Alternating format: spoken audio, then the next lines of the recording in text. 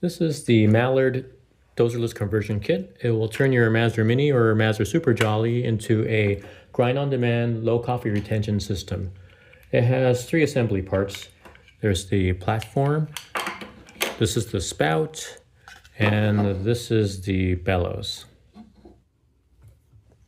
In this video, I'll show you how these parts are put together and how they install into a Super Jolly.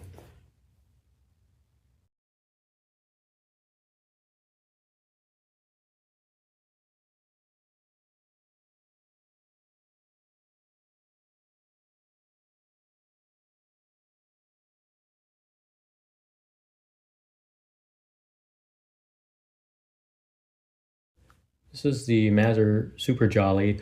The dozer has already been removed off of this one. Unfortunately, the footage has been lost, but it's going to be the same as the Mazzer Mini, where you want to take off two screws right next to either side of the exit chute, and the dozer should just lift straight up.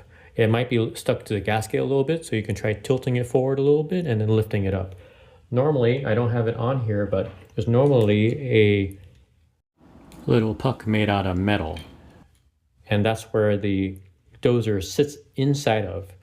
And when you take off these two screws, you're able to lift it up off of the puck. The puck on some might be missing because you maybe have already taken it off the dozer and assumed that this is the part of it that you don't need anymore.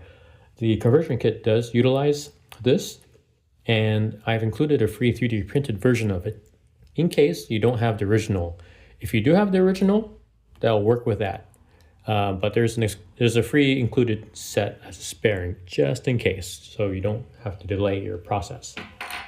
To install, we're going to start with the platform, and then we'll do the spout, and then finally is the bellows. That's the easy part. So, grinder's unplugged. It's easiest to tilt this to the back, like that. Let's make sure it doesn't rock away. All you really need is a flat screwdriver and a Phillips screwdriver. You're going to take off the bottom plate. These are already loosened, so I can just do them by hand.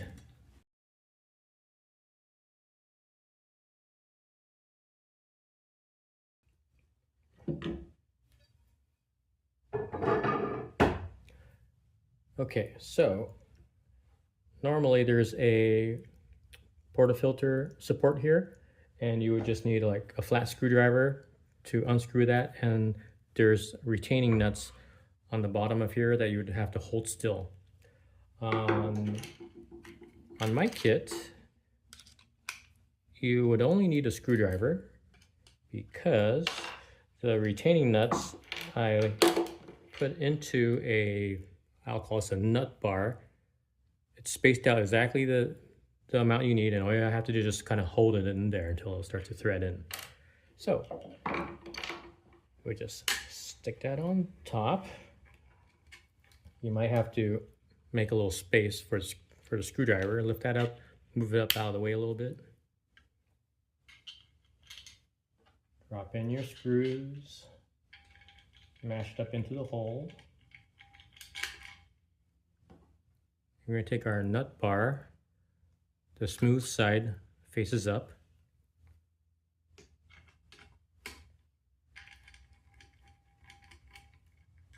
And these don't have to be very tight.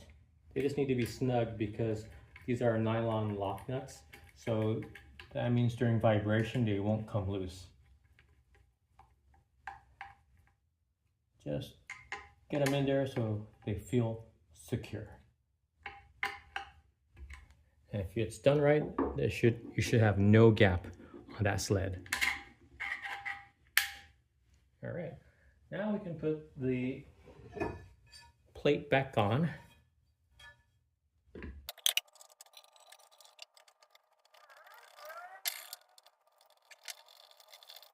And bring that back up.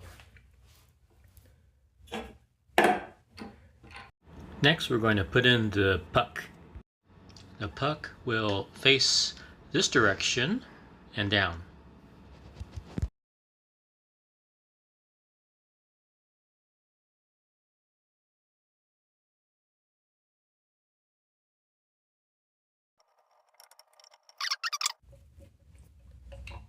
So I'm just going to loosen them up a little bit so they kind of wiggles. I just want to double check that I can get that in there.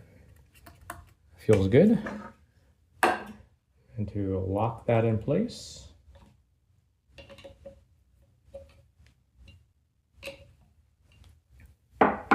Right.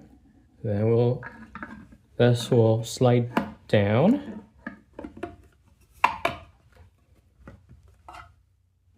And then we use our nice little flat Phillips stainless steel M4x8 screws. These will go in at a slight angle like that.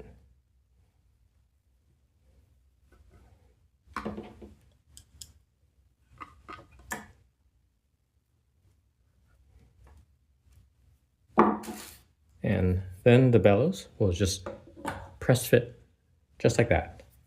In case you missed it, just like that. And that's it.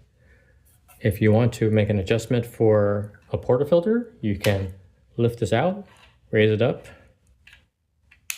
and it should fit most 58mm portafilters. I've only tested it on La Marzocco's and the Flare 58 and a spouted version and a naked version, so they seem to be fine.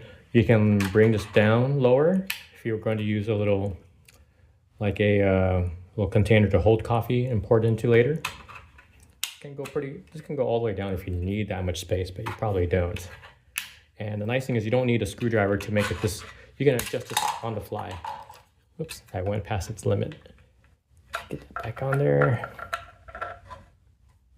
It has to at least catch one of the teeth so it doesn't go up. All right, so, and the cap will let you see inside.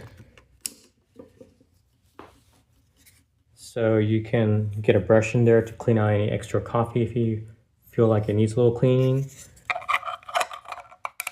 And the cap just goes on like that. The cap has a little indicator of which way it's supposed to face. And there's a bellows that separates out like that. It has, I guess you could call that like sort of a anti-popcorn feature.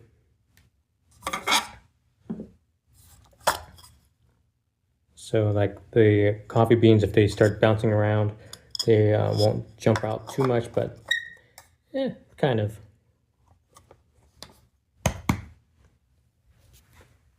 And that's pretty much it right there. Thanks so much for checking out this video and considering this guy. It's worked really well for me. It only comes right now in this blue color or black. I think the blue one looks pretty nice. The black one is black, so most of the features you don't really notice as much, but I think it has some pretty nice little aesthetics there that you don't really see in these kind of systems.